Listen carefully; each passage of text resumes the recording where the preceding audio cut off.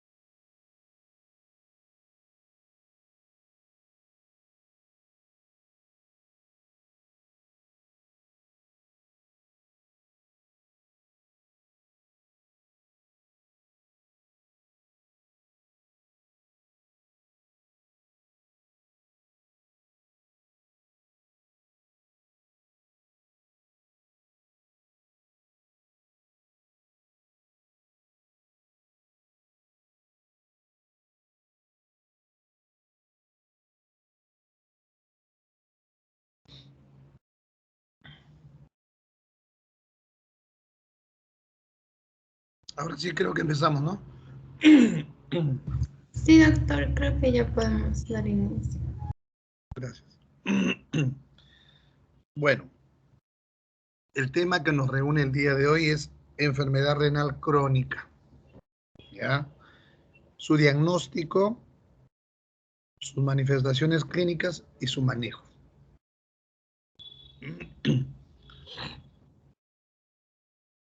¿Cómo vamos a definir nosotros qué cosa es una enfermedad renal crónica? Ya bien sabemos dentro de qué parámetros está la función renal.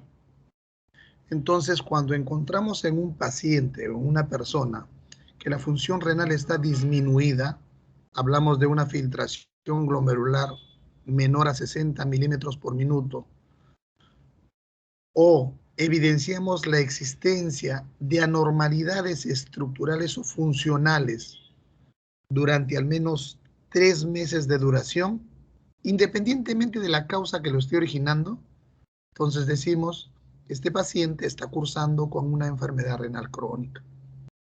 ¿Ya? Entonces, nuestra definición se basa en la función renal y en la existencia de daño renal durante al menos 3 meses de duración. Cuando hablamos de lesión renal, ¿a qué anormalidades nos estamos refiriendo? En un paciente en el cual sospechamos nosotros enfermedad renal crónica y le hacemos una biopsia renal, vamos a encontrar alteraciones histológicas. O lo podemos hacer midiendo la presencia de albuminuria, cuando este es mayor de 30 miligramos por gramo. O si encontramos en un examen de orina, en el sedimento específicamente, hematuria o leucocituria. O si tiene el paciente alteraciones para el manejo de sus electrolitos. O de repente le hacemos un examen de imágenes y le vamos a evidenciar una alteración estructural, un riñón pequeño, un riñón agrandado, o en un paciente que ya tiene historia de trasplante renal. Esta es la clasificación que supongo que ya la mayoría de ustedes lo conocen para hablar de enfermedad renal crónica. Enfermedad renal crónica se clasifica en 5 estadios, desde la 1, desde la G1 hasta la G5, ¿no? Y generalmente va subdividida en 30, ¿no? Normal, mayor de 90 hasta 120, la 2 entre 60 y 90, la 3 entre 30 y 60, y a su vez se subdivide en 3A entre 45 a 60 y en 3B desde 45 hasta 30. La 4 desde 30 a 15 y menor de 15, el estadio clínico 5, ¿no? Entonces, en 5 categorías vamos a definir la clasificación o dividir la clasificación de enfermedad renal crónica. A su vez, la albuminuria lo puede subdividir en 3 estadios, ¿no? 1, 2 y 3, dependiendo del nivel de pérdida de albuminuria que tenga el paciente. Si es normal o leve, menor de 30, moderado de 30 a 299 y grave cuando es mayor de 300 miligramos. No nos vamos a cansar de repetir cuáles son las causas principales que lleven a un paciente a enfermedad renal crónica terminal, porque justamente es necesario que ustedes memoricen, definan y aprendan el manejo de estas causas a fin de evitar que nuestros pacientes lleguen hasta esta fase terminal, en las cuales van a precisar de tratamiento renal sustitutivo, hemodiálisis, ¿no? La primera causa, ¿cuál es? Ya ustedes también lo conocen, la diabetes mellitus, la nefropatía diabética. La segunda causa, ¿cuál es? La hipertensión vascular, la hipertensión arterial, que nos provoca la larga nefroangiosclerosis. Y en tercer lugar, las glomerulonefritis, las nefropatías congénitas hereditarias y las nefropatías intersticiales. Y hay que tener en cuenta acá que muchas veces más de una causa pueden coexistir y esto lo único que hace es potenciar el daño pues a nivel renal.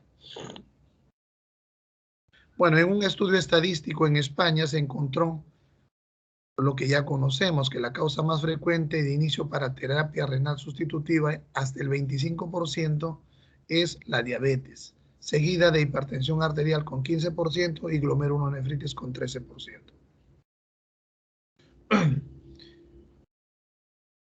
¿Qué se encontró epidemiológicamente en otros estudios? Se encontró que la incidencia y la prevalencia de la enfermedad renal crónica es más frecuente en los países desarrollados, encontrándose esta prevalencia hasta en un 11%. ¿Ya? Entonces, en los países que tienen más altos ingresos, como por ejemplo Arabia Saudita, Bélgica, Polonia, Alemania, Reino Unido, la tasa de incidencia o la prevalencia es mayor, llega hasta un de 16 hasta 24%. En España, ¿qué se encontró? Se encontró que en un estudio de toda la población, el 10% de la población adulta tenía enfermedad renal crónica de algún grado. Y en los pacientes mayores de 60 años se encontró que había enfermedad renal crónica hasta en un 20%, ¿no? Lógicamente que la enfermedad renal crónica va a incrementarse conforme se envejece la población, o sea, la prevalencia se incrementa. Se va a incrementar también conforme aumentan los factores de riesgo cardiovasculares, conforme se incrementa la diabetes, la hipertensión y la obesidad. El problema es que la enfermedad renal crónica tiene una relación casi directa y estrechamente proporcional con enfermedad cardiovascular y acumulación de factores de riesgo. Por ello es importante determinar la causa y los factores que tienen y aprender a manejarlos. ¿Cuáles van a ser las manifestaciones clínicas que un paciente con enfermedad renal crónica va a tener? Al inicio, generalmente el paciente es asintomático y sus síntomas son inespecíficos. Pero conforme va avanzando la afectación renal, comienzan a retenerse una serie de sustancias tóxicas que se conocen con el nombre de toxinas urémicas, ¿no? Estas toxinas urémicas se clasifican en 3 grupos. Pueden ser pequeñas, medianas o grandes. Las pequeñas, como la urea y el oxalato, generalmente son solubles en el agua y poseen un bajo peso molecular. Las medianas, como la homocisteína y los indoles, son liposolubles, se unen a las proteínas, y las grandes, como la beta-2 microglobulina y la hormona paratiroidea, tienen un gran peso molecular. Entonces, la mayoría de los síntomas que se van a presentar en estos pacientes van a ser el resultado de la acumulación de estas toxinas. Cuando un paciente comienza a presentar la acumulación de estas toxinas, ¿qué manifestaciones clínicas va a tener? Si hablamos desde el punto de vista neurológico, estos pacientes pues van a presentar soñolencia, letargo, se ven fatigados, débiles, algún tipo de problema a nivel muscular, polineuropatía periférica, a veces se acompaña de insomnio, deterioro del conocimiento, alteración del lenguaje, apatía y son irritables estos pacientes, ¿no? A nivel de piel vamos a observar palidez, tanto en mucosas como en las conjuntivas. Puede haber hiperpigmentación, sequedad de la piel, ocerosis e incluso hasta calcificaciones, ¿no? El paciente muchas veces refiere escozor, prurito, sobre todo en las fases avanzadas, y suele ser incoercible, ¿no? Ahora, como consecuencia de este rascado, en el paciente, en la piel del paciente, van a aparecer pues lesiones pruriginosas, queratóxicas y a veces hasta el líquido simple. La hipertensión arterial también es otra manifestación de estos pacientes, que puede ser tanto la causa como el efecto secundario. Eso ya lo vimos en la revisión de hipertensión arterial y riñón. A veces los pacientes van a referir que les falte el aire, y esto es debido a que pueden tener sobrecarga hídrica por la disminución de la tasa de filtración glomerular, o puede esto ser secundario a que están padeciendo anemia o algún tipo de complicación cardiovascular, como una enfermedad cardíaca, ¿no? Una insuficiencia cardíaca. Cuando un paciente cursa ya con un estadio avanzado, puede tener anorexia, náuseas, vómitos y alteraciones del gusto, ¿no? Y en ocasiones van a tener la oportunidad de oler un olor característico del paciente cuando éste nos habla, ¿no? A esto se conoce como fetor urémico y se provoca, ¿por qué? Porque la saliva en la saliva se descompone la urea y este origina un olor característico del aliento del paciente. A nivel de la orina vamos a observar poliuria, oliguria, nicturia. El paciente puede quejarse de calambres en las extremidades inferiores de los miembros inferiores, que puede ser secundario a que hay una irritación neuronal, y generalmente esto empeora por las noches. Podemos observar también edema, sobre todo periférico en las piernas, porque el paciente comienza a retener sodio, ¿no? Y este edema se incrementa aún más cuando el paciente cursa con hipoalbuminemia. Y cuando está en una enfermedad renal crónica terminal o tiene el paciente como causa la diabetes mellitus o utiliza fármacos, puede presentar disfunción sexual, impotencia, disminución de la libido e incluso amenorrea en las mujeres. ¿Qué cosa debemos recordar?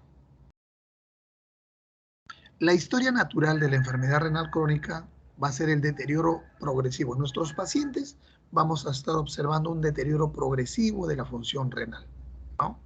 Entonces, recordar que como causa fisiológica normal, la tasa de disminución de la filtración glomerular es de aproximadamente 1 mililitro por año, de tal forma que esto se da a partir de los 40 años, de tal forma que cuando nosotros llegamos a los 70 años, nuestra tasa de filtración glomerular ha disminuido en un 30%, ¿no? Esto es fisiológicamente normal, hay que tenerlo siempre en cuenta. Sin embargo, cuando la progresión renal comienza a deteriorarse y tenemos un descenso del filtrado glomerular de más del 25% respecto a la situación basal del paciente, entonces estamos hablando que estamos frente a una progresión de la filtración glomerular. Cuando también hablamos de progresión renal, cuando por ejemplo tenemos un basal de un paciente y este cambia a una superior o más grave. Cuando tenemos otra rápida progresión, si el descenso es mayor pues de 5 mililitros por minuto en un año o más de 10 mililitros por minuto en 5 años. Entonces, en nuestros pacientes que tienen antecedentes o sospecha de enfermedad renal crónica, lo aconsejable es medir la filtración glomerular 2 veces en un periodo menor a 3 meses. ¿Ya? Entonces hay que hacer 2 mediciones en un periodo inferior a 3 meses para descartar que esta disminución no sea debido pues a una insuficiencia renal aguda sobreañadida. Ahora, si nosotros tenemos un paciente que recientemente le hemos diagnosticado enfermedad renal crónica, también debemos hacer esta medición 2 veces en un periodo de 3 meses. Sobre todo para descartar que no haya factores exógenos que pudieran estar incurriendo a este diagnóstico, ¿no? Que lo esté haciendo padecer a este paciente de este problema renal. Cuando nosotros hemos hecho el diagnóstico reciente de enfermedad renal crónica, hay que descartar los factores potencialmente reversibles de enfermedad renal crónica, como por ejemplo una obstrucción de las vías urinarias, como por ejemplo que el paciente no haya tenido un problema de hipovolemia, como por ejemplo que el paciente no esté haciendo uso de agentes nefrotóxicos, como son los antiinflamatorios no esteroideos, algún tipo de antibióticos o haber sido sometido a contrastes radiológicos. En aquellos pacientes que ya tienen enfermedad renal crónica conocida y bajo riesgo de progresión, entonces en esos casos que ya están bien estudiados, entonces la tasa de filtración y la concentración de albúmina en orina se debe medir anualmente. En todos los pacientes se deben estudiar, sobre todo en aquellos que tienen factores de progresión de enfermedad renal crónica, que ustedes ya lo conocen, la edad, el sexo, la raza, la proteinuria, aquellos pacientes portadores de hipertensión arterial o diabetes mellitus, ¿no? Entonces, hay que descartar o manejar adecuadamente estos factores predictores de progresión de la enfermedad para tenerlos como signos de alarma y ver la progresión. ¿Qué complicaciones vamos a observar en estos pacientes? En estos pacientes vamos a observar como complicación anemia, ¿no? Niveles de hemoglobina inferiores a 2 en las mujeres y menores a 3 en los varones, ¿no? Y esto ya conocen ustedes, que es como consecuencia de una producción inadecuada de la eritropoyetina endógena. Otros factores que pueden ser determinantes también de la anemia en los pacientes con enfermedad renal crónica son déficit de hierro, folatos, la concentración de toxinas urémicas, la hemólisis o la intoxicación por aluminio. No debemos olvidar que la anemia se relaciona directamente con la reducción de calidad de vida de estos pacientes que cursan con enfermedad renal crónica, ¿no? La presencia de anemia va a incrementar la incidencia de enfermedad cardiovascular y por lo tanto también va a incrementar el número de ingresos hospitalarios y va a empeorar el trastorno cognitivo y la mortalidad de estos pacientes. Por eso es que también debemos manejarlo de forma adecuada. Como otra complicación vamos a tener alteraciones del metabolismo óseo mineral, en los cuales va a haber anormalidades en el calcio, en el fósforo, en la paratormona y en el metabolismo de la vitamina D, ¿no? Entonces vamos a observar concentración de fósforo y paratormona con niveles de calcio pues bajos, normales o elevados. Y todo esto ¿qué va a originar? Se va a traducir en remodelado, anormalidades en el remodelado óseo y en la mineralización que van a incrementar la fragilidad ósea del paciente y la calcificación a nivel vascular.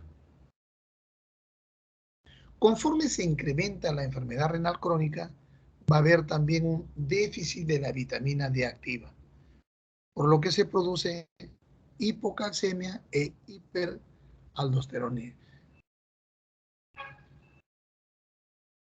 ¿Qué otras complicaciones vamos a observar? Vamos a ver acidosis metabólica. La acidosis metabólica es una complicación frecuente de la enfermedad renal crónica. Cuando ustedes tomen sus muestras de Haga, se van a dar cuenta de eso.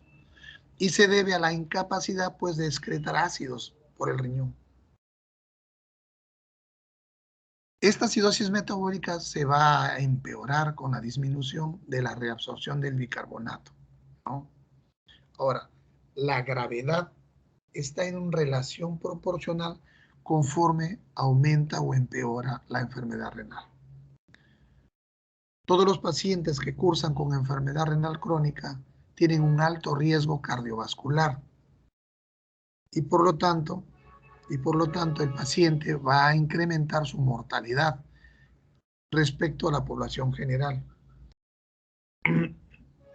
Entonces, se ha delimitado pues con colores que indican el riesgo relativo ajustado para 5 eventos, ¿no?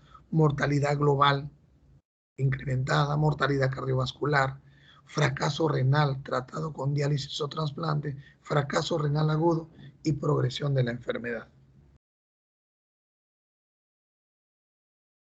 ¿Cómo hacemos el diagnóstico de la enfermedad renal crónica?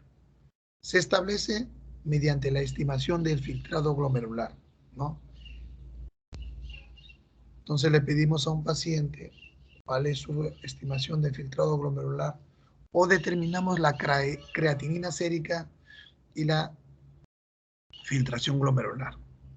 Ahora, de forma indirecta podemos emplear diversas ecuaciones, ¿no? Para poder hacer un cálculo empírico, ¿no? No exacto, pero sí que nos acerca para poder manejar de forma adecuada la función renal y sobre todo dosificar los medicamentos acordes a esta tasa que pudiera tener el paciente, ¿no? Pero ¿qué sucede? Cuando nosotros utilizamos estas ecuaciones, si bien es cierto, nos da una herramienta muy útil para poder manejar estos pacientes, muchas veces es inadecuado en determinadas circunstancias, como por ejemplo una persona que tenga un peso corporal extremo, un índice corporal menor de 19 kilogramos por metro cuadrado, kilos por metro cuadrado, o más de 35 kilos por metro cuadrado. Entonces, en estas circunstancias es inadecuado utilizar las ecuaciones. Si estamos en un paciente que está malnutrido, que hace dietas extremas, ¿no?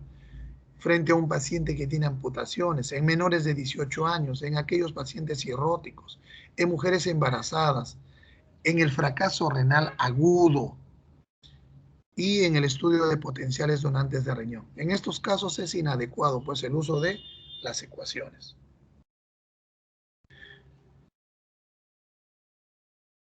Y nosotros para poder hacer una medida funcional renal adecuada, se requerirá ¿qué cosa en estos casos?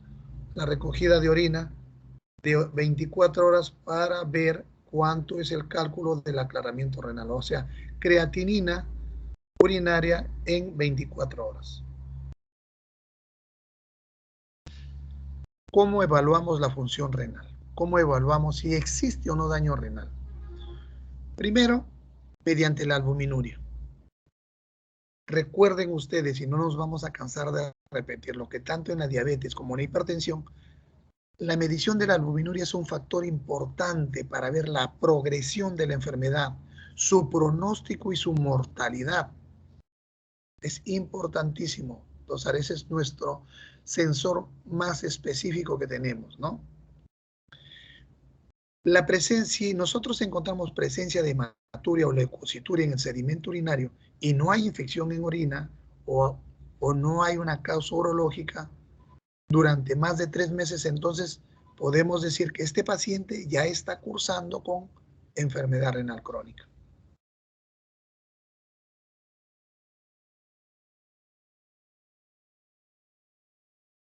¿Qué tipo de muestra debemos utilizar para ver si hay o no algún tipo de problema renal, la primera orina de la mañana, ¿no?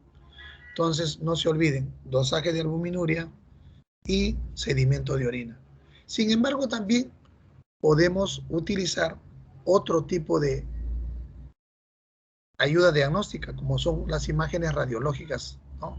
Si nosotros encontramos en un paciente imágenes radiológicas patológicas, estos nos van a permitir, sobre todo la ecografía renal, nos va a permitir descartar que haya o no un problema obstructivo, una anormalidad de la forma o estructura del riñón, presencia de cálculos o cicatrices, que se encuentre el riñón agrandado o pequeño, ¿no? Todo ello nos va a orientar a determinadas patologías.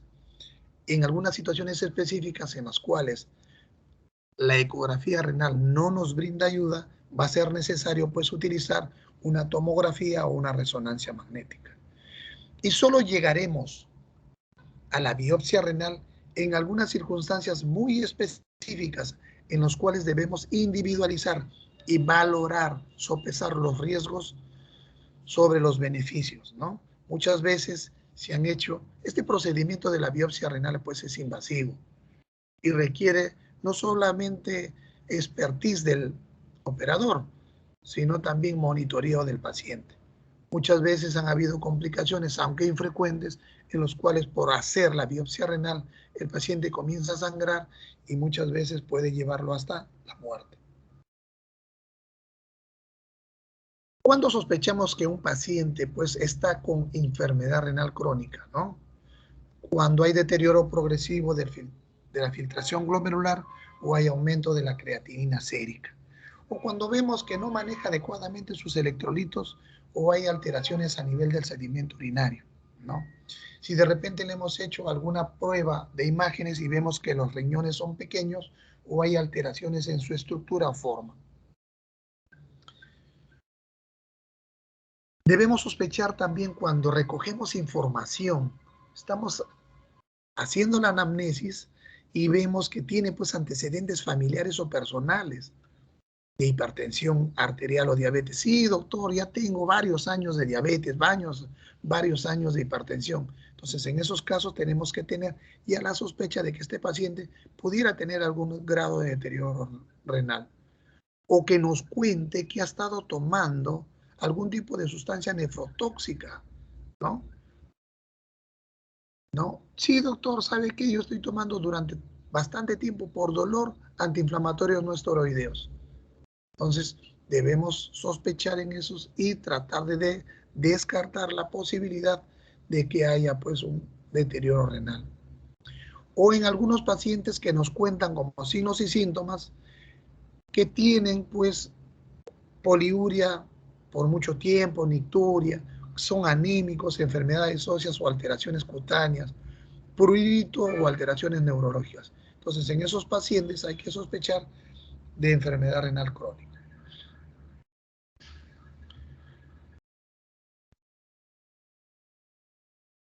Entonces, la anamnesis va a constituir pues un soporte básico para poder llegar al diagnóstico etiológico, ¿no? Pacientes que tienen infecciones urinarias a repetición desde la infancia, reflujo vesicureteral, ¿no? Ingesta crónica de antiinflamatorios, antecedentes familiares, como por ejemplo sordera, biohematuria, orienta a otro tipo de nefropatías como el síndrome de Alport, ¿no? Ya habíamos dicho que las pruebas complementarias básicas para realizar el diagnóstico diferencial vienen a ser los mismos, el análisis de orina, urea, creatinina, su sedimento de orina y la ecografía renal. Ahora, si debemos ampliar aún más estos exámenes básicos, podemos también determinar pues hemograma, cómo está el fierro, la ferritina, el índice de saturación de transferrina, la vitamina B12, los folatos, los iones, proteínas, calcio, fósforo, vitamina D, glucosa y hemoglobina glicosilada. Cada uno de estos análisis está orientado a tratar de determinar el diagnóstico que uno está presumiendo. Si, por ejemplo, estamos sospechando de mieloma múltiple, tendríamos que ampliar nuestros estudios básicos con proteinograma y determinación de cadenas ligeras. Si estamos sospechando de vasculitis o glomerulonefritis, vamos a solicitar también sedimento globular, serología vírica, pensando en la posibilidad de algún tipo de infección, ya sea hepatitis o VIH, complemento, inmunoglobulinas, ANA y ANCA, ¿no? Y bueno, la ecografía renal pues viene a ser nuestra vedette para poder hacer algún tipo de diagnóstico de morfología o estructura de nuestros riñones, ¿no? Muy bien. Eso es lo básico para hacer el diagnóstico y el diagnóstico diferencial también. Sin embargo, una vez ya establecida que nuestro paciente cursa con enfermedad renal crónica, ¿qué recomendaciones tenemos que hacerle? ¿Cuál va a ser el tratamiento? La recomendación es que el paciente debe realizar ejercicio moderado durante 30 a 60 minutos, por lo menos 5 días por semana, ¿no? 5 días por semana. Si el paciente es obeso, tratar de orientarlo para que disminuya de peso. Y si tiene el mal hábito de fumar, tenemos que orientarlo para que abandone este hábito.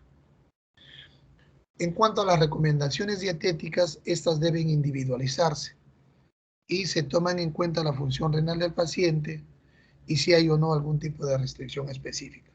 Pero lo que sí estamos de acuerdo todos es que el consumo de sal debe ser inferior a 5 gramos, ¿no? Lo cual equivale a 2 gramos de sodio al día.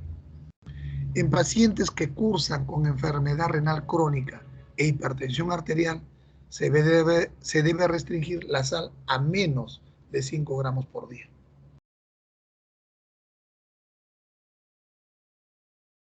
En cuanto a la dieta, las necesidades energéticas van a ser pues muy similares a las de cualquier población, ¿no?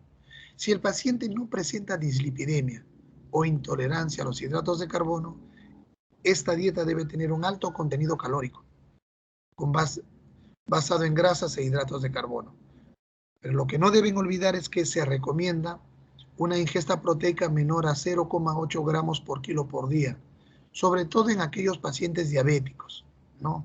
Y en los no diabéticos que tienen un filtrado glomerular menor de 30 milímetros por minuto. De toda esta proporción de proteínas que le damos, solo el 50% debe ser de proteínas animales, ¿no? El resto es ovoalbúmina, ¿no?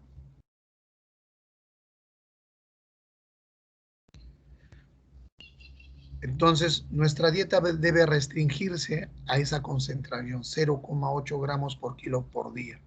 En pacientes que ya están con enfermedad renal crónica y con alto riesgo de progresión de enfermedad, entonces debemos evitar una elevada ingesta proteica. No olvidar ello, por favor.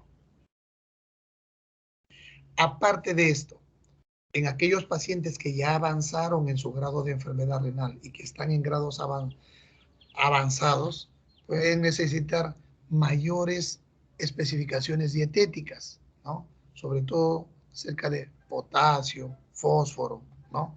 Y deben requerir pues una atención individualizada y especializada que lo va a dar los nutricionistas.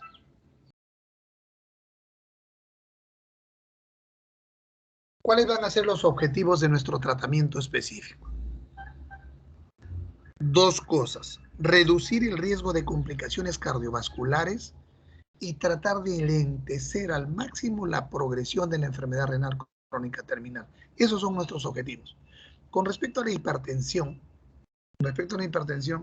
cuando el paciente tiene una concentración de albúmina pues menor de 30 miligramos por gramo, se recomienda como objetivo que la presión arterial debe ser igual o inferior a 140/90. Pero si la concentración de albúmina es superior a 30, entonces el objetivo es mucho más estricto y la presión arterial debe ser igual o inferior a 130/80. ¿Ya? ¿Qué recomiendan las guías europeas de hipertensión arterial? Recomiendan que pacientes menores de 65 años, las cifras de presión arterial deben ser menor de 140/90. Y en pacientes con más de 65 años, la presión arterial sistólica debe ser menor de 130 a 139. Para controlar estas cifras de presión, ¿qué vamos a utilizar? Ya lo hemos mencionado anteriormente también. Inhibidores IECA o ARA2, ¿no? Sobre todo en aquellos pacientes diabéticos con concentraciones de 30 200 a 300 miligramos por gramo de albuminuria, ¿no? Si no logramos controlar solo con IECA o ARA, la terapia inicial entonces podemos hacerla mediante una combinación de IECA o ARA2 con un calcio antagonista o combinando IECA o ARA2 con un diurético.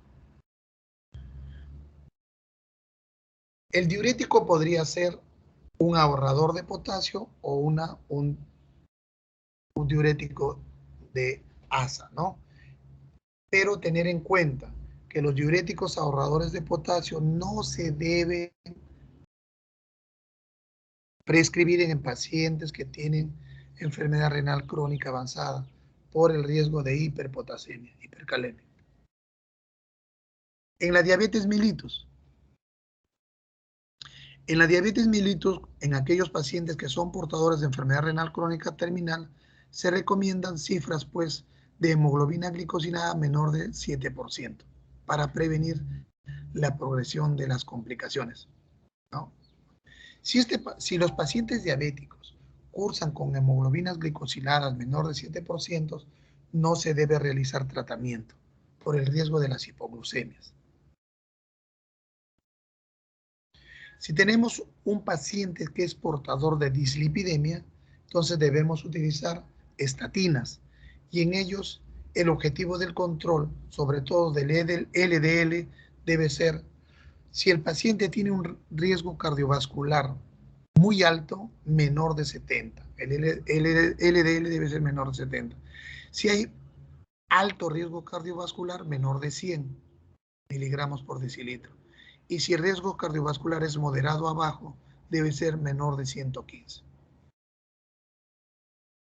Estos son los objetivos para obtener un adecuado tratamiento de la dislipidemia con estatinas.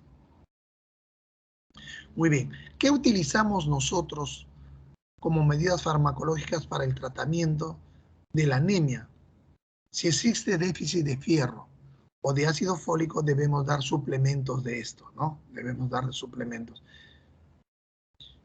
Si no existe déficit o a pesar de la suplementación, persistimos con hemoglobinas menor de 10, debemos darle al paciente eritropoyetina o agentes estimuladores de la eritropoiesis.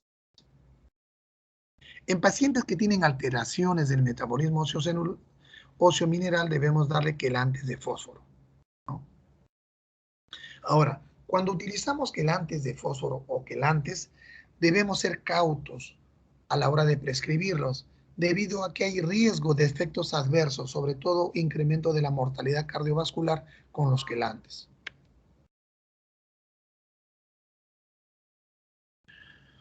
¿Cuáles son nuestros objetivos en la anemia?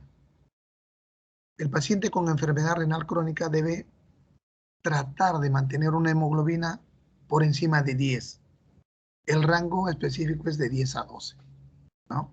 Ese es el rango. Cuando hay alteraciones del metabolismo óseo mineral, ¿qué debemos tratar?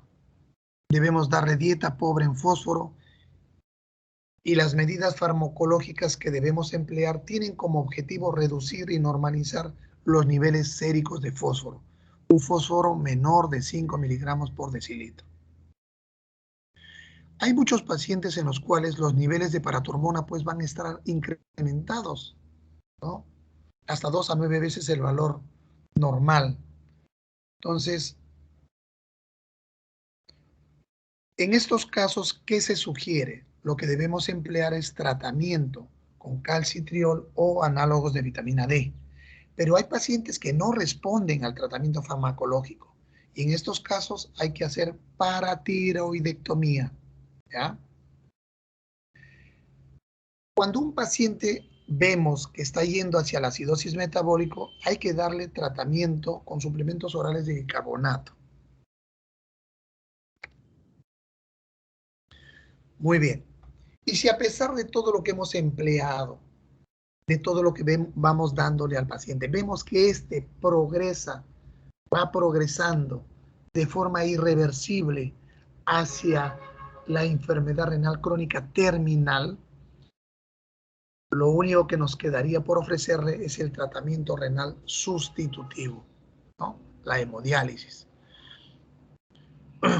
que puede ser diálisis peritoneal o hemodiálisis o trasplante renal, ¿no? Recordemos que en el trasplante renal es el único que puede restablecer todas las funciones del riñón, tanto la función de depuración, la endocrinológica y la metabólica, ¿no? Mientras que la hemodiálisis o la diálisis solo sustituye parcialmente la función reguladora y la depuradora del medio interno. Entonces, esa es la diferencia entre trasplante y diálisis. Cuando un paciente ya tiene indicación de trasplante renal sustitutivo, cuando sus valores de uremia son pues elevados, ¿no? O cuando su tasa de filtración glomerular es menor de 15. Cuando nosotros tenemos un paciente con clínica urémica, entonces el paciente a veces pues va a acudir con vómitos, con sobrecarga de volumen, con acidosis metabólica severa y la presencia de hiperpotasemia. Entonces, tenemos pues criterios de diálisis para los pacientes que pueden estar basados en criterios laboratoriales o criterios clínicos. Y los criterios laboratoriales van a ser pues creatinina mayor de 10, urea mayor de 200, potasio mayor de 7 o acidosis metabólica severa con un pH menor de 7,2. O puede venir por problemas clínicos, como por ejemplo una encefalopatía urémica, una pericarditis urémica, un edema agudo de pulmón por sobrecarga de volumen, ¿no? Una gastropatía urémica con sangrado. Entonces, todos estos van a requerir, pues, tratamiento sustitutivo, o sea, diálisis.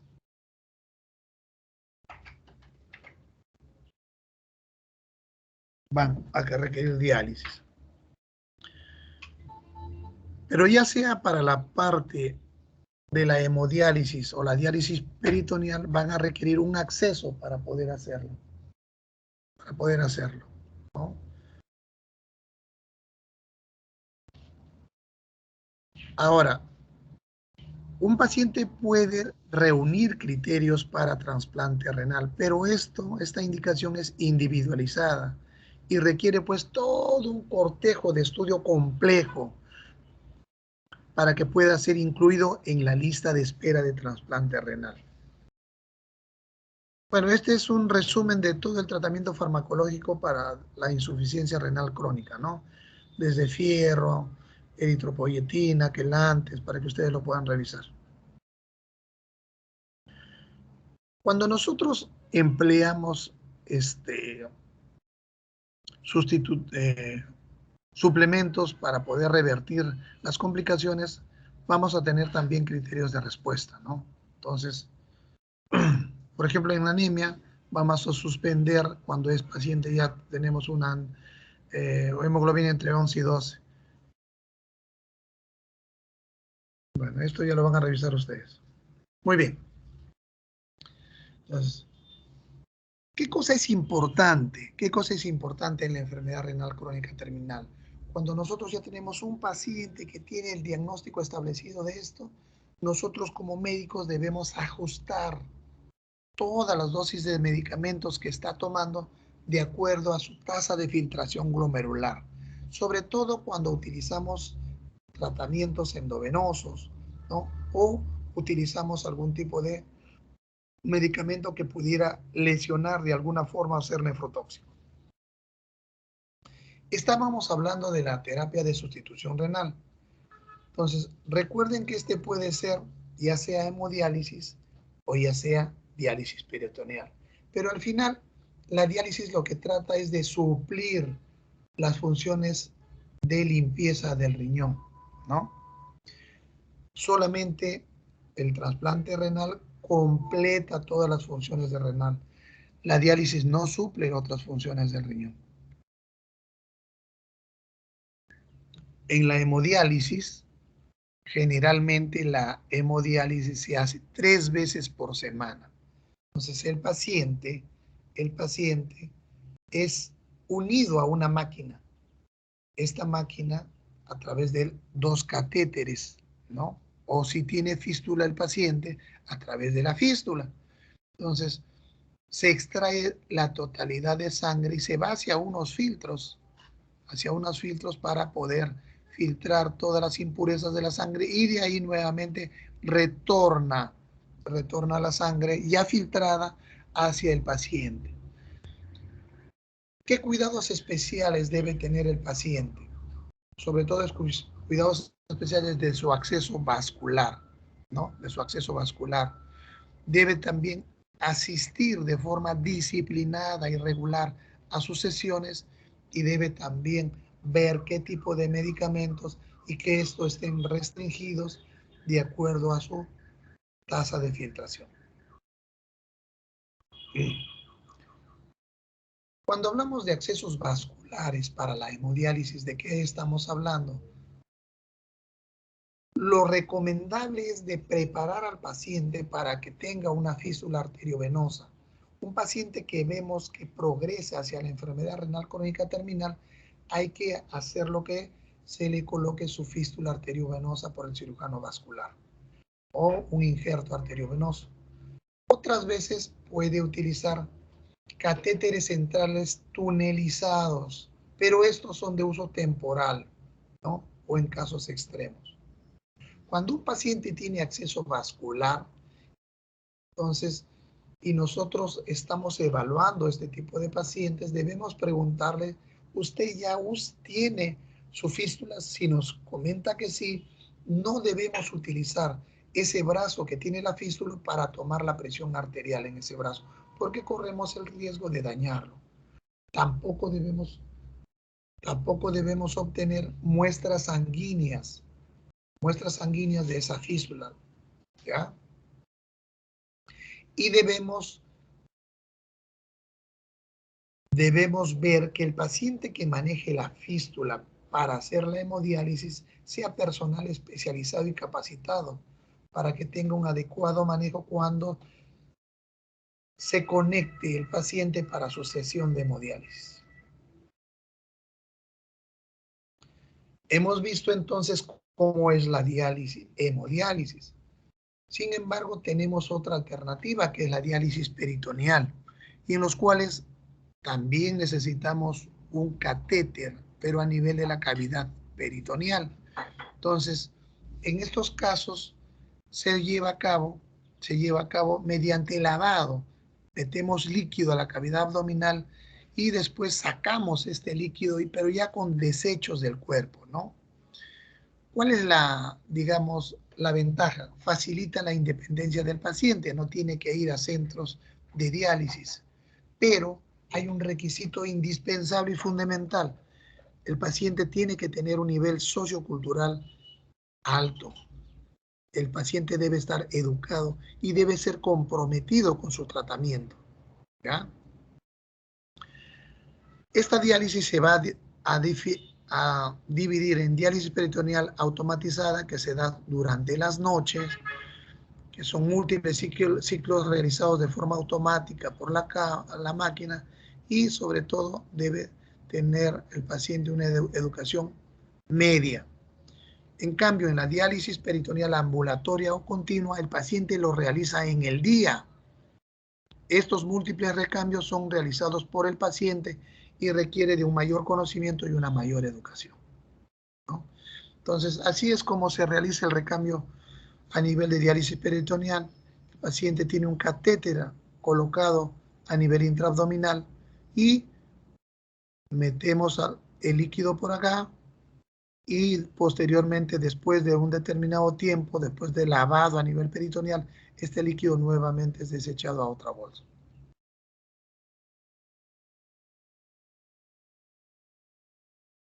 Estábamos hablando del catéter. El catéter debe estar instalado a nivel de la cavidad peritoneal. Las bolsas que contienen líquidos especiales para poder hacer el lavado peritoneal, el ciclador y el colector. Las ventajas. ¿Cuáles son las ventajas de hacer hemodiálisis? Las ventajas es visitar al centro 3 veces por semana, al centro de diálisis, de la hemodiálisis. El paciente no requiere ningún tipo de educación sobre el manejo de equipos. Hay un mejor control de los líquidos. Hay un mejor control de la glicemia en los pacientes con diabetes. Las ventajas de la diálisis peritoneal. Independencia del paciente. Él mismo va a hacer sus lavados. Mejor conocimiento del paciente sobre su condición clínica. Generalmente el paciente se empapa más sobre su enfermedad y sobre su manejo. Menores restricciones dietarias. Hay mejor control de las complicaciones asociadas a su enfermedad y el paciente tiene una mejor calidad de vida. ¿Cuáles son las desventajas? Las desventajas de la hemodiálisis es el tiempo que se utiliza en ir a la unidad de diálisis. Puede presentar síntomas postdiálisis, mareos o fatiga, y puede tener trombosis del acceso vascular. Puede presentar complicaciones como por ejemplo trombosis del acceso vascular. Puede también tener mayor número de hospitalizaciones este paciente por sus complicaciones y restricciones dietéticas. Las desventajas de la diálisis peritoneal: los recambios son constantes durante el día. Hay riesgos de infección a nivel de la cavidad abdominal porque se aperturó una vía de ingreso. El control glicémico es más difícil en estos pacientes y el aprendizaje debe ser pues continuo en estos pacientes, ¿no? Muy bien, hemos hablado entonces de la hemodiálisis y de la diálisis. Cuando hablamos de trasplante renal, este paciente debe ser pues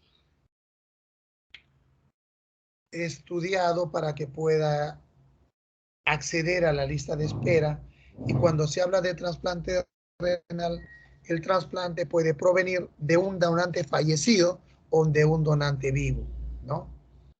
La sobrevida va a depender del estado inmunológico del paciente que recibe el trasplante. Tenemos la posibilidad de que haya un rechazo crónico, ¿no? Se presente una nefropatía crónica en el paciente trasplantado y se realice pues un rechazo crónico. Este tipo de pacientes debe recibir de tratamiento de por vida uso de inmunosupresores. Entonces, en conclusión, debemos recordar que existen formas de proteger al riñón, ¿no?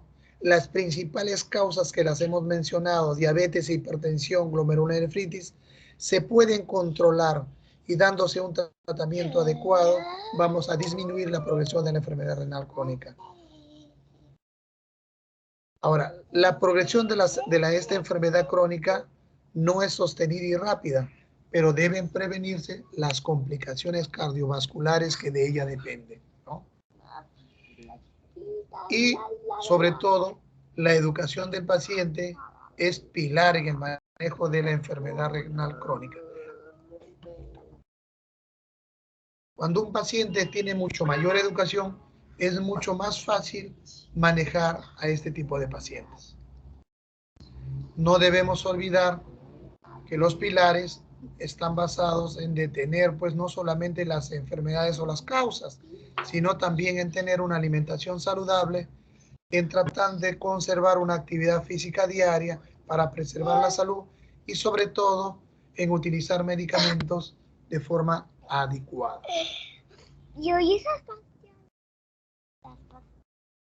Muy bien, doctores. ¿Alguna pregunta?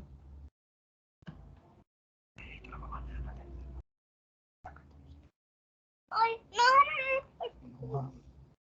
Yo como que hice zapato. Hice zapato. ¿Preguntas, doctores? Sí.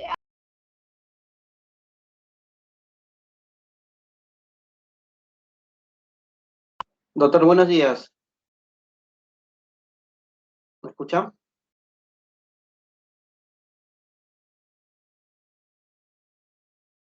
Adelante, doctor. Sí, entre la hemodiálisis y la diálisis, nos han mostrado cada uno algunas consideraciones que tener en cuenta, ¿no? Pero, de forma general, ¿cuál sería la primera elección a evaluar?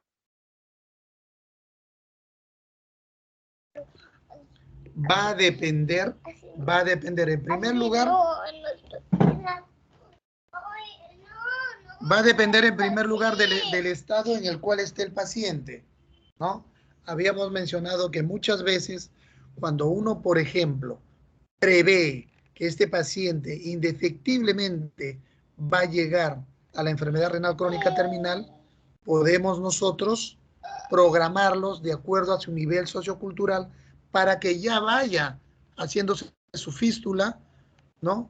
O orientándolo a si tiene un nivel sociocultural alto, a referirlo que de repente va a utilizar la diálisis y que lo mejor sería que se haga diálisis peritoneal. Si vemos que el paciente tiene un nivel sociocultural bajo, lamentablemente la hemodiálisis va a ser el objetivo final, ¿no? Eso va a depender de que ustedes sopesen sobre todo este tipo de, digamos, problemas, nivel sociocultural. Ahora, si el paciente o si en el paciente no se ha determinado esta progresión y llega pues en algún tipo de complicación por intoxicación urémica, indudablemente que lo primero que se va a recomendar va a ser la hemodiálisis de urgencia. ¿Quedó clara su respuesta o todavía le quedan dudas?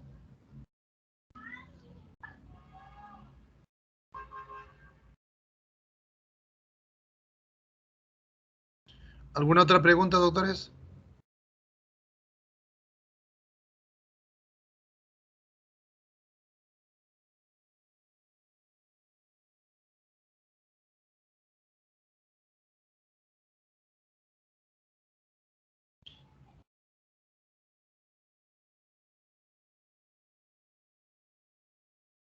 ¿No hay más preguntas?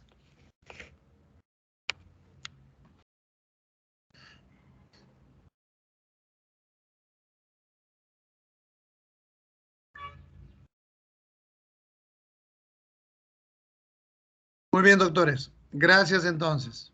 ¿Ya? Yo le paso las diapositivas a la delegada. Gracias. Gracias, doctor Zamora. Buenos días. Buenos días.